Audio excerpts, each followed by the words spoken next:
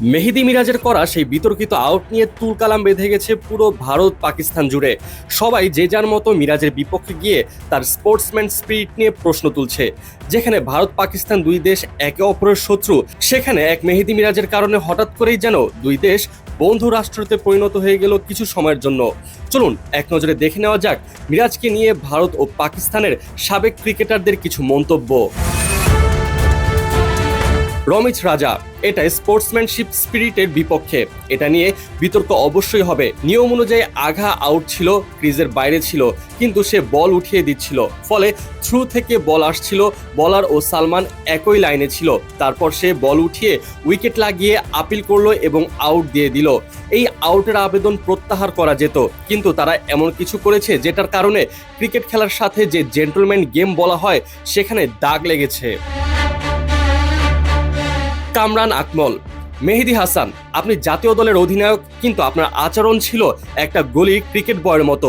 আপনাকে sportsmanship spirit দেখাতে হবে।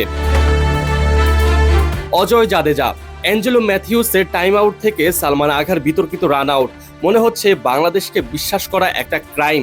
বাংলাদেশের বিপক্ষে খেলতে হলে সব দলকে অতিরিক্ত সতর্ক থাকতে হবে। মোহাম্মদ কাইফ, এটা একেবারেই ঠিক হয়নি। উইকেট পাওয়ার জন্য যতই মরিয়া হোক না কেন, এমন রান আউট কখনোই ন্যায্যতা পেতে পারে না, তাও আবার একজন অধিনায়কের কাছ থেকে। তরুণরা দয়া করে মনে রাখবে, সামনে যদি বিশ্বকাপের ফাইনালও থাকে, তবুও বাংলাদেশের অধিনায়ক যা করেছেন তা কখনোই করো না। ফেয়ার প্লে ছাড়া খেলাধুলা তো খেলাধুলাই নয়। বাসিত আলী, আজ সালমান আঘা যেভাবে আউট হয়েছে তা ক্রিকেটের আইন অনুযায়ী ঠিক ছিল, কিন্তু সে যখন বলটি বলারের দিকে এগিয়ে দিচ্ছিল তখন থার্ড আম্পায়ারের হস্তক্ষেপ করা উচিত ছিল। অধিনায়ক যদি সিদ্ধান্ত প্রত্যাহার করতেন তবে সেটাই ভালো হতো। তবে ক্রিকেটার হিসেবে বলবো, আজ ক্রিকেটের স্পিরিটের প্রতি অবিচার করা হয়েছে। দলের অন্য খেলোয়াড়রা হয়তো মিরাজকে বোঝাতে পারত, এটি তো কোনো আইসিসি ইভেন্ট নয়, একটি দ্বিপাক্ষিক সিরিজ।